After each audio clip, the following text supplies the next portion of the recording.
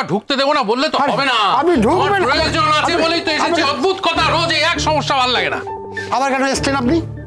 আপনার দিদিমণিকে আমার একটা খবর দেওয়ার আছে, একটা চিঠি দেওয়ার আছে, সেই জন্য এসেছি। দিদিমণি আপনার সাথে দেখা করতে চায় না, আপনি জানেন তো, আমাদের বকাবকি করে। এই চিঠি যদি দিদিমণি না পায় তাতে আমার কোনো ক্ষতি নেই, আপনার দিদিমণিরই ক্ষতি। হ্যাঁ, দিতে দেবে না তো?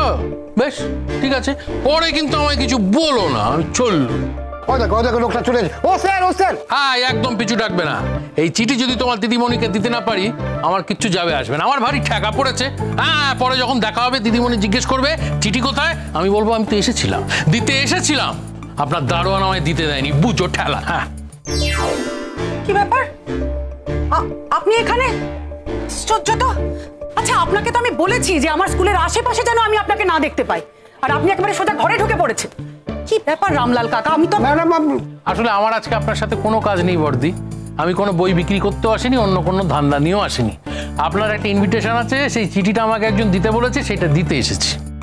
আমার ইনভিটেশন আপনার হাত দিয়ে কে পাঠিয়েছে? ওই যে সেদিন পাড়া দেখা হলো, ওই যে চ্যাটার্জি বাড়ি, ওই যে চ্যাটামশাই যাদের বাজার করে দিই। আরে বাবা, চিৎকার করছেন কেন ষাঁড়ের মতো? ও চিৎকার করে ফেলেছি? আসলে আমার কয়েকদিন ধরে না কানে একটা প্রবলেম হচ্ছে, নিজের কথা ভালো করে শুনতে পাচ্ছি না। কয়েকদিন আগে 6টা বাচ্চাকে সাঁতার শেখাতে গেছিলাম, হাফ লিটার জল কানে ঢুকে গেছে। রামলাল কাকা, তুমি একটু বাইরে যাও। আচ্ছা, এই যে বাজে কথা ছাড়ুন, কি হয়েছে বলুন। আপনার নেমন্তন্ন। কিসের নেমন্তন্ন? কিসের নেমন্তন্ন? চেঁচামেচি করছেন কেন? ঠান্ডা মাথায় শুনুন। ওই যে পাড়ায় আপনার সঙ্গে দেখা হলো, চ্যাটার্জি বাড়ি, ওই বাড়িতে তো আমি কাগজ দিই, আপনাকে বললাম বাজেট টাজেরও করে দিই, আমায় খুব ভালোবাসেন ওনারা। তো জ্যাঠামশাই হঠাৎ ফোন করে বললেন যে বাবা পল্টু, তো ওইখানে ওই স্কুলে যদি একবার ওর পাশ দিয়ে যাতায়াত করিস তাহলে একটুখানি তোকে একটা ওই জন্মদিনের, মানে ওদের বাড়ির এক ছেলের জন্মদিন আগামীকাল, বুঝলেন তো?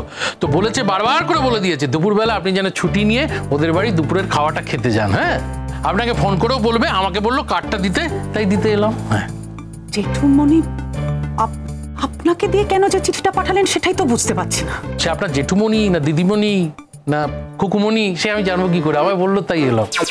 আপনি ভদ্রভাবে কথা বলতে পারেন না? আপনি জানেন ওরা কত বড় বংশ, কত মানি মানুষ?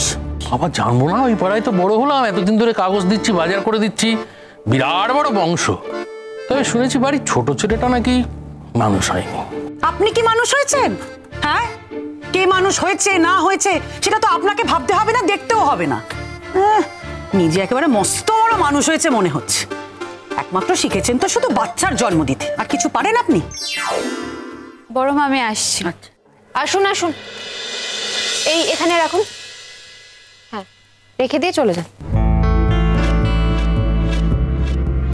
মা, বলছি কেকটা একটু অন্য কোথাও রাখার ব্যবস্থা করতে হবে, এখানে থাকলে তো বাচ্চা দেখে ফেলবে, ওকে তো আমরা আগে থেকে কিছু বলবো না, রান্নাঘরে বা কোথাও একটা রেখে দাও। আচ্ছা বড় মা, আমি আসছি। আচ্ছা, এসো।